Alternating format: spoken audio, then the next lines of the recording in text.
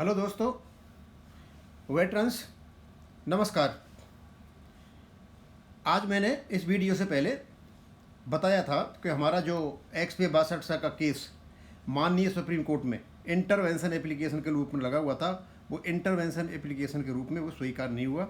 Reason ये हुआ कि कोर्ट ने ये माना कि इसको इंटरवेंशन एप्लीकेशन रूप में नहीं लगाया सकता है। और सबसे बड़ा कारण ये रहा कि जो OROP केस के जो वकील थे अहमदी साहब, उन्होंने सपोर्ट नहीं किया। उन्होंने बोला ये हमारा केस नहीं है, इसलिए उसको डिसमिस कर दिया या अस्वीकार कर दिया। लेकिन जो केस है बिल्कुल ओपन है, हमारी एलिजिबिलिटी पर उस पर कोई फ़र्क नहीं पड़ता है। उसकी दूसरी तैयारियां चल रही हैं। अब मैं बताना चाहूँगा, एक मैसेज कहो या कम्युनिकेशन कहो, जो IESL के नए जो चेयरमैन हैं, IESL के जो चेयरमैन नए ब्रिगेडियर इंद्रमोहन साहब, उन्होंने कुछ जानकारी दी। वो बताते हैं कि वो उनकी टीम कई AGPS ऑफिसर से मिली। उनको ये बड़ा ही एक्सपीरियंस और नॉलेजेबल आदमी बताते हैं। और उन्होंने कुछ RTI वगैरह भी लगा रखी हैं, कहाँ CGDA और CDA में। और उन्होंने कुछ 3 ऐसी बातें बताई कि वो क्या क्या कर रहे हैं। तो मैंने उन चीज़ को यहाँ लगा रखा है। और भी उन्होंने जानकारी दी है। उनकी जो बिल्डिंग है भारत सरकार ने जो दे रखी है उनको 2000 स्क्वायर फीट में, स्क्वायर यार्ड्स में 2000 स्क्वायर यार्ड की जगह है, बहुत बड़ी जगह है। और ये भी कहाँ पे है, आपकी न्याय मार्ग चाणक्यपुरी में, बहुत ही पॉश जगह पे है। उसके बारे में बताऊंगा बाद में। लेकिन उन्होंने बताया, पहला पॉइंट था उनका, the one man judicial committee report should be made public irrespective of its implementation or not. We should know what is the result of Justice Reddy's interaction across the country and his recommendation. यानी उन्होंने ये कहा कि OMGC की जो report है उसको public किया जाए। लेकिन उससे पहले बता दूं, इनका जो कम्युनिकेशन था, जो मैसेज था, जैसे ही ये यूनाइटेड फ्रंट के WhatsApp ग्रुप में पब्लिक हुआ तो लोगों में बहुत ज़्यादा नाराज़ थी। कईयों ने बोली कि हम नहीं चाहते एक ऑफिसर हमारे यहाँ पे इस प्रकार की मैसेज को डालें, हमें काफ़ी सक्षम है, हम सारे अपने आप कर लेंगे। किसी ने कुछ कहा, किसी ने कुछ कहा। लेकिन मैंने देखा कि इसमें हो सकता है कुछ काम की चीज़ें हों। आखिरकार वो कहना क्या चाहते हैं, क्या उनकी इंटेंशन है, कम से कम उसका विश्लेषण तो किया जाए, उसका एक्सप्रेशन तो दिया जाए हमारे साथियों को कि ये कहना क्या चाह रहे हैं। तो हमने देखा कि पहला तो यह था कि OMGC की रिपोर्ट को लागू किया जाए। ब्रिगेडियर इंद्रमोहन सिंह साहब, हम आपको बताना चाहेंगे कि वन मैन जुडिशियल कमेटी में ऑफिसर्स की ओर से मेजर जनरल सतवीर सिंह साहब बड़े ही वोकल थे। उन्होंने कहा था कि 21 साल के मेजर को लेफ्टिनेंट कर्नल की पेंशन दी जाए। और उन्होंने केवल और केवल होशियारी कमेटी की जो डेफिनेशन थी उसका ही सुरगाया था। हम आपको बताना चाहेंगे कि ना तो OMGC की रिपोर्ट आई, ना AFT का कोई ऐसा डिसीजन आया, ना किसी कोर्ट का कोई डिसीजन आया। तो सर ये बताइए कि 21 साल के मेजर को लेफ्टिनेंट कर्नल की जो पेंशन किस कारणों से मिली। मैंने यहाँ पर चार्ट लगा रखा है मेजर्स का। आप 21 से और 21 साल से, क्या 21.5 साल से देखिए आप, 21.5 साल से और 33 साल तक जो मेजर्स की पेंशन है, जो मेजर होते ही नहीं है उसमें, उन ईयर में मेजर आजकल रिटायर नहीं हो रहे हैं, तो सर इतनी पेंशन 12% वृद्धि से इनको पेंशन कहाँ से मिली। यानी इसका मतलब ये बैक डोर से आपने जो वन मैन जुडिशियल कमेटी की रिपोर्ट को लागू करा रखा है। और यहाँ जो आप आंसू बहा रहे हो कि नहीं हुई है, हमें दिखाना चाहते हो कुछ भी नहीं हुआ है। आपके लिए वन मैन जुडिशियल कमेटी की रिपोर्ट लागू बैकडोर से की जा चुकी है और ये मेजर के उस पर लागू हो रहा है। और सबसे बड़ी बात यह है सर कि 21 साल से 21.5 साल में जैसे ही मेजर जाता है उसकी पेंशन में 5-6 महीने में केवल 6 महीने में इसमें कम से कम 17,000 रुपये की वृद्धि हो जाती है। ये OROP का सर कौन सा फॉर्मूला है। इनको लगातार 21.5 साल से लेकर के 33 साल तक 12% की रेगुलर कांस्टेंट वृद्धि है। ये सर कहाँ से आई। सर ऐसा कीजिए ना, आप जब हमें इकट्ठा करना चाहते हो, कुछ भी करना चाहते हो, 12% की जो वृद्धि हुई है, 12% की वृद्धि सारे PVR को, JCOR को दिला दीजिए। जंतर मंतर का ये जो चल रहा है धरना, ये भी खत्म हो जाएगा और हमारे आपके प्रेम भी हो जाएंगे। और यदि आप नहीं करा पाते हो तो फिर इन चीज़ों को कहने से कोई फायदा नहीं है। तो सारी चीज़ मैंने यहाँ लगा रखी है, इसलिए मुझे चार्ट बनाना पड़ा, रखना पड़ा। दूसरा, आपने कहा है meeting must be ordered by the honourable रक्षा मंत्री in which CGDA service headquarter, reps of veterans organized should be present.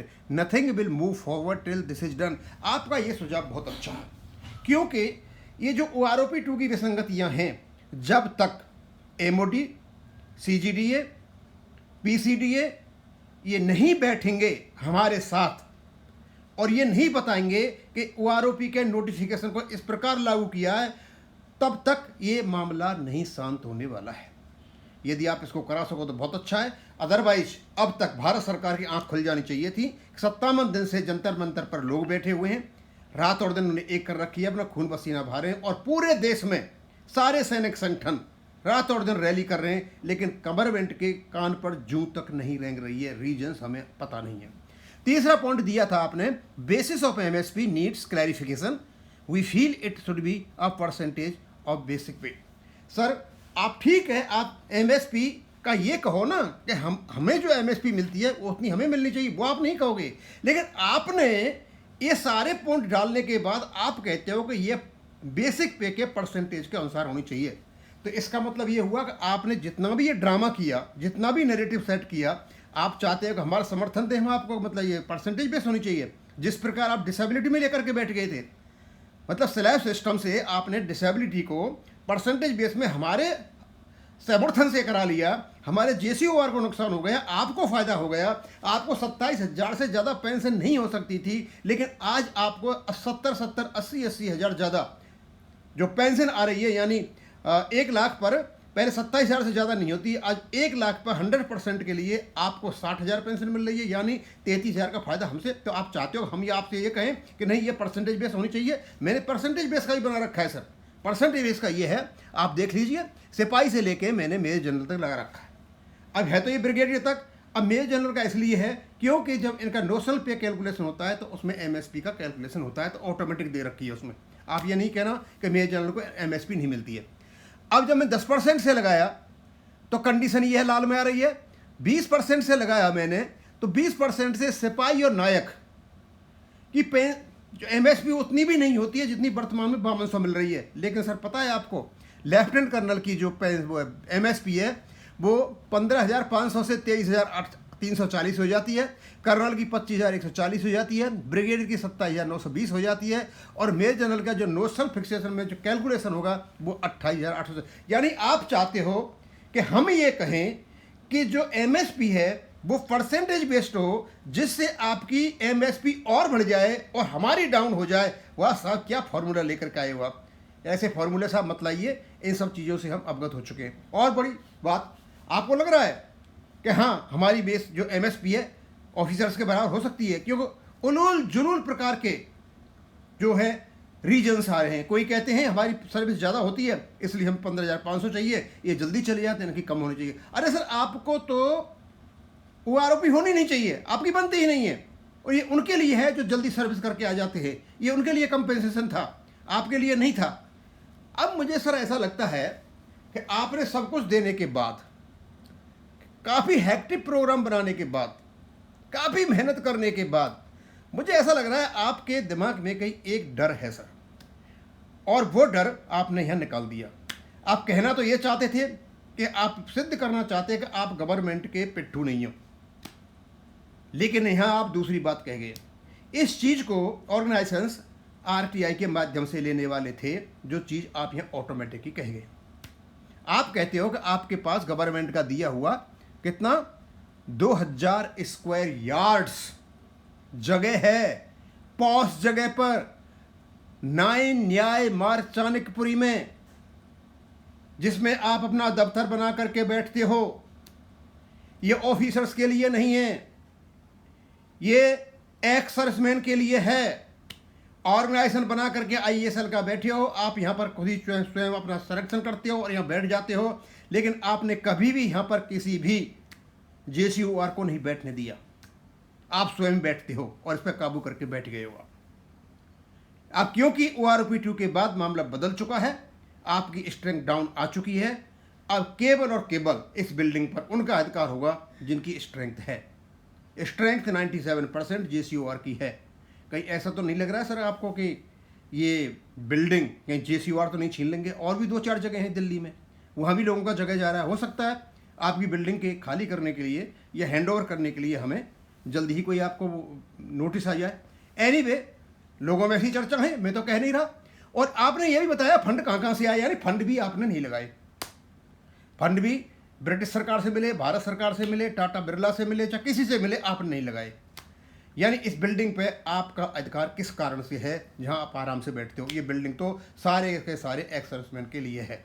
इसलिए हमारे जो ऑर्गेनाइजेशंस बने हुए हैं, संयुक्त मोर्चा जो बने हुए हैं, जॉइंट फ्रंट जो बने हुए हैं, इस बिल्डिंग में उनको यहाँ दिल्ली में बैठना चाहिए। और जो हमारे एक्स सर्विसमैन की जो वेलफेयर संबंधी बातें हैं, उनकी जो परेशानियाँ हैं, उनके जो आपस में कोऑर्डिनेशन है, कोऑपरेशन है, वो इस बिल्डिंग में होना चाहिए, जो नहीं होता है। ये केवल और केवल पर्सनल यूज के लिए किया जाता है और यह कुछ ऑफिसर ही इसमें करते हैं। इस पर भी इसको ध्यान हटाने के लिए शायद आपने ये सारा सगुफा छिकड़ा है। तो ना तो हमें ओएमजीसी की रिपोर्ट की ज़रूरत है, ना आपकी हमें एमएसपी पे ज्ञान देने की ज़रूरत है, और नहीं हम ये चाहते कि आप हमारे साथ आएँ और मतलब क्या उनको जो DSW CGD इनको बिठाएं। हम तो चाहते हैं कि हमारे साथ बैठे, हम बात करेंगे, हम सक्षम हैं बात करने में। और मैंने तो इसका एक विश्लेषण किया है, जिससे हमारे जो संयुक्त मोर्चा के जितने भी चेयरमैन हैं उस तक पहुंच जाए कि ये बिल्डिंग जो पॉस इलाके में बनी हुई है, इस पॉस इलाके में आप अपना दफ्तरों को शिफ्ट कीजिए। ये बिल्डिंग IESL की नहीं है, ये बिल्डिंग सभी एक्स सर्विसमैन की है। अब मैं इसको यहीं ख़त्म करूँगा। थैंक यू, धन्यवाद।